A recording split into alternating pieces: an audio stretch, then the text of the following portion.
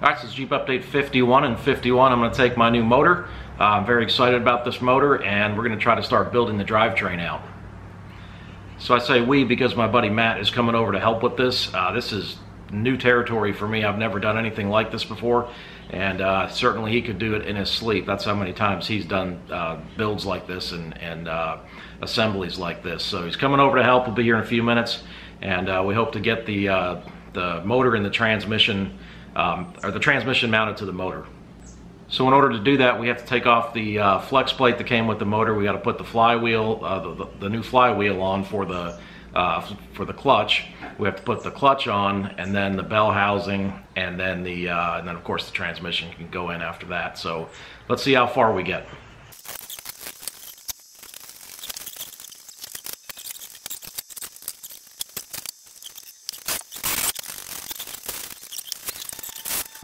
Alright, so we got the motor on the engine stand. First step is to remove this flex plate.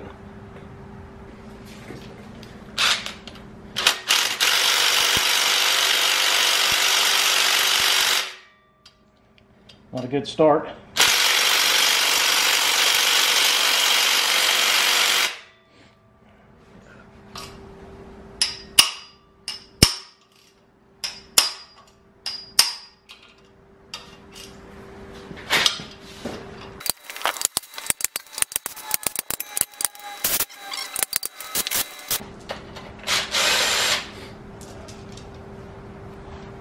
Oil off there.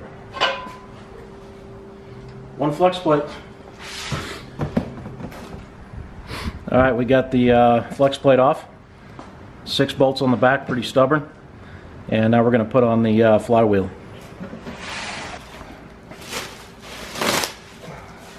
See how much bigger that is? That's a 168 and that's a 153.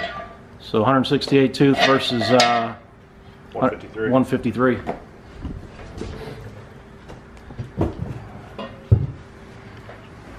So when the racers talk about their lightweight flywheels and all that and everything, this is a 30-pound flywheel, and then if you can go like in circle track, we'll go with a 15-pound flywheel too. Helps it rev up faster. Yeah. Same thing with the racers. You know, if you ever played Need for Speed or.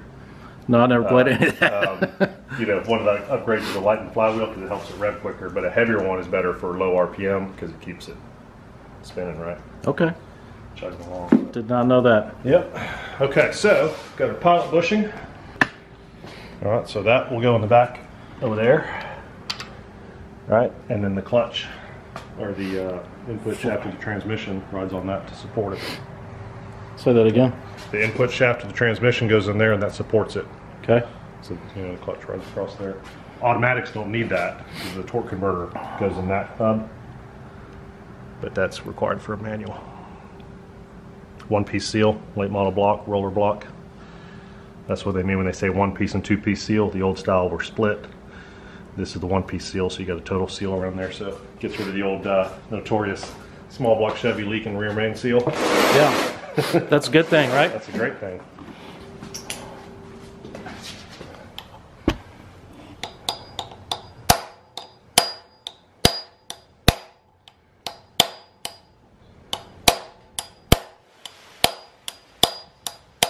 There it goes.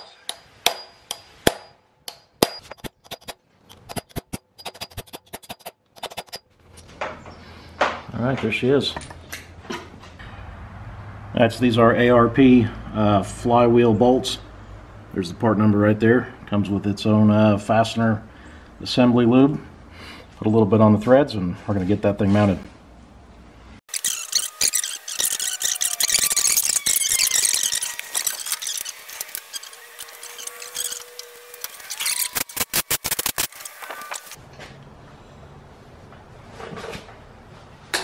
Whoa, whoa, whoa. 60 pounds isn't much, so it'll flip pretty quick.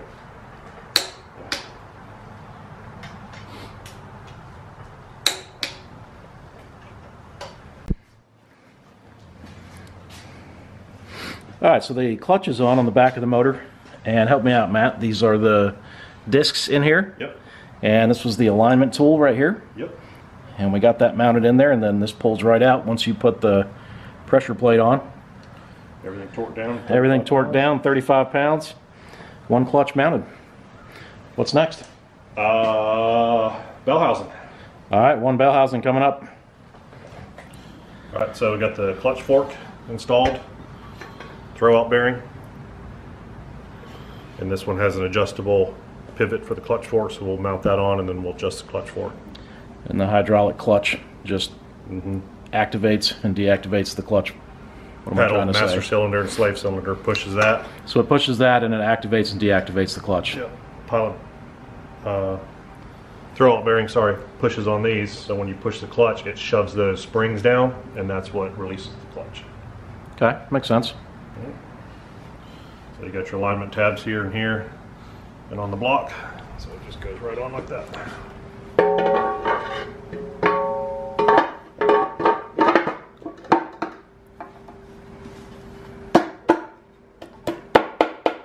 Like so.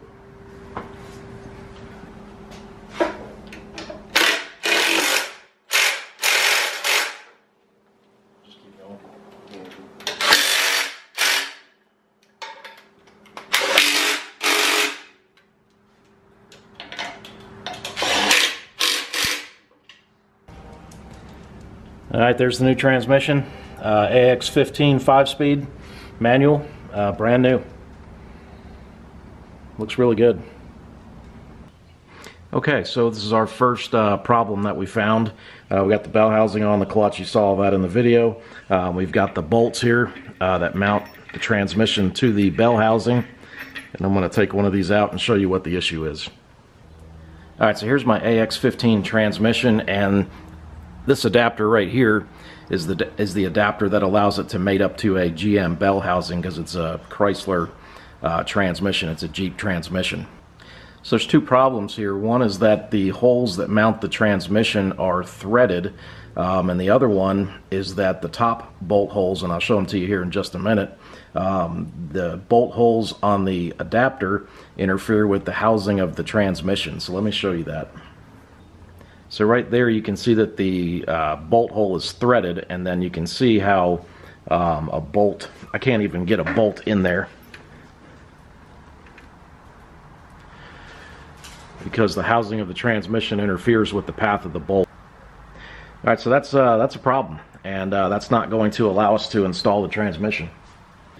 All right, so that stopped us for that day. So when Monday rolled around, I called Novak, and the first question I was asked was, you know, did you read the instructions?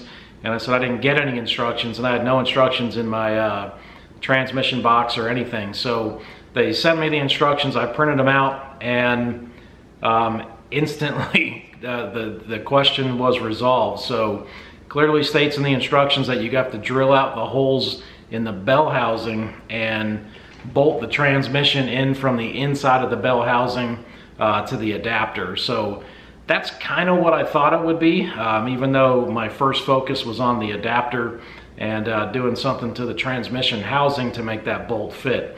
So makes perfect sense. Now that I have the instructions, it's very clear, and the instructions are very detailed. So I'm going to get back into this, and I'm going to start with drilling out the holes in the bell housing, and then we're going to get this transmission put on.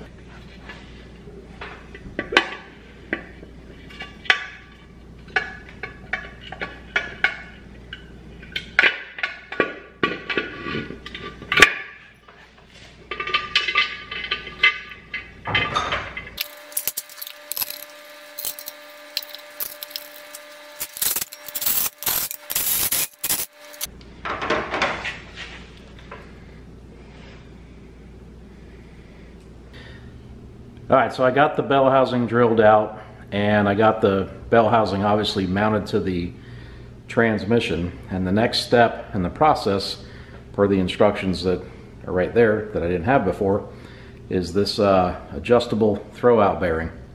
Now initially we used the throwout bearing that came with the clutch, but the Novak kit highly recommends the adjustable one, and the adjustable one's pretty cool, but we ran into quite a complication trying to do that.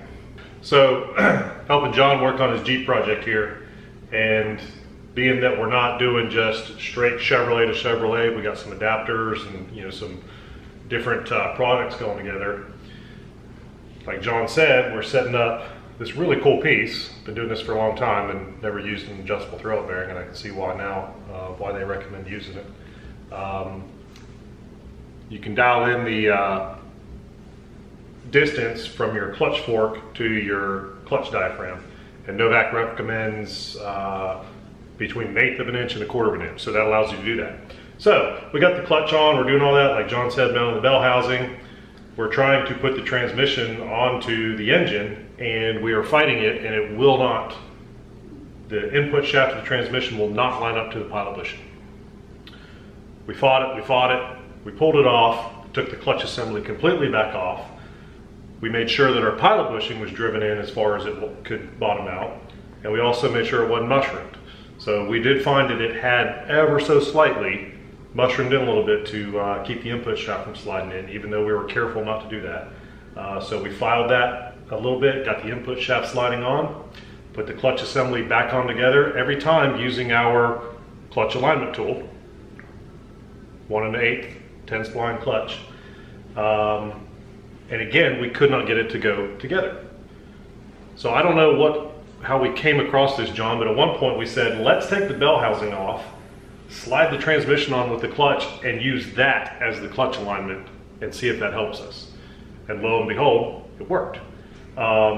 So what we realized was, when we were using this alignment tool, the input shaft diameter, which again is for a Chevrolet transmission to a Chevrolet pilot bushing, is actually smaller in diameter. That's about 9/16 if I had to guess. And the AX15 is probably closer to 11/16. Novak supplied a different pilot bushing which fits that. However, they did not supply a clutch alignment tool for that. So every time we were putting that clutch in that larger pilot bushing, it was falling down, binding the clutch, which is why we could never get the input shaft to line up with the clutch. So once we stumbled upon that, everything went together. We got our depth set on our adjustable pilot bushing, or throwout bearing, I'm sorry. And now we're getting ready to thread tight, lock that in, do the drive pin so that it doesn't go out of adjustment, and then we can put it all together for the last time. Because I think we put this thing together 5 times tonight, John. Yeah, at least 5 times. So 6th time will be a charm. All right, so we're going to thread lock these threads to Novak's recommendation. They said just on a couple threads, and then it's got drive pins that'll hold it, so the thread locker's probably really overkill. All right, so I'm going to go 1, 2.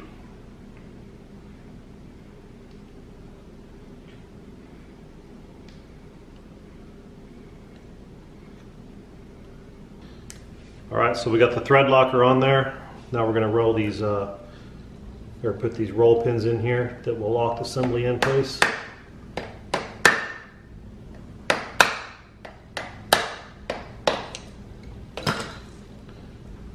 don't know if you can see in the picture, it's got 3 holes that all line up to go through there.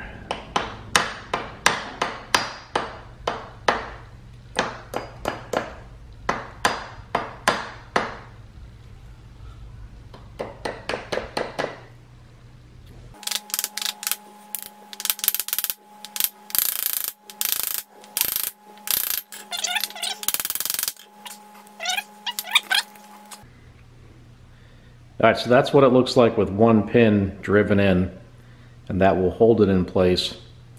And there's another one on the other side right there that goes through that hole and then down there, and that guarantees that it will stay at the measurement in addition to the thread locker, it'll stay at the distance that you set it at. And then you'll cut the excess off, right? Cut the excess off. Yep, hit it with a cut-off wheel. It's pretty thin, it'll come off pretty easy.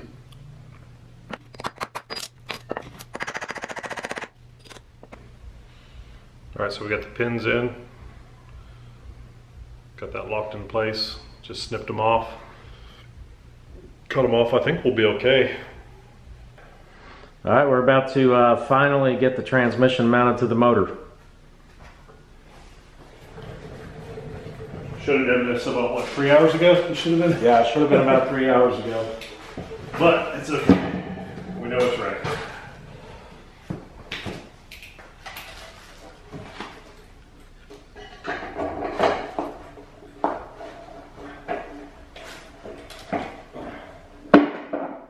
And there she goes.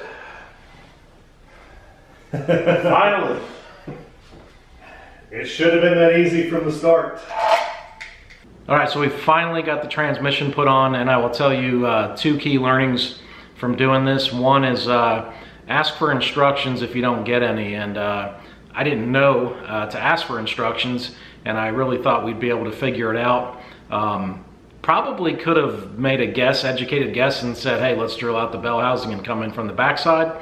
But I just wanted to take my time and confirm things with Novak. So I had to wait till Monday, like I said, got the instructions, put that together, and the bell housing mounting up to the transmission was no problem. And I'll be honest with you, the holes drilled out pretty easy too. So my 1/2-inch drill bit's not that great. It's pretty worn out, and it went through that aluminum casing pretty easily. All right, so the second thing we learned was to make sure you have the right alignment tool, the clutch alignment tool, because the one that came in the kits for a GM clutch, which rightfully so, Chevrolet transmission to Chevrolet motor, but this is a Chevrolet motor to a Jeep transmission. So the pilot bushing that Novak supplied was the right one, but we did not have a proper clutch alignment tool. So we ended up actually using the input shaft of the transmission as our clutch alignment tool, and when we did that, everything went together as you saw in the video. All right, so we got the transmission mounted. Next up is the transfer case, and knock on wood, but hopefully that won't fight us every step of the way. So stay tuned to the channel for more videos to come, and if you like this video, like the content of the channel, hit that subscribe button. Thanks for watching.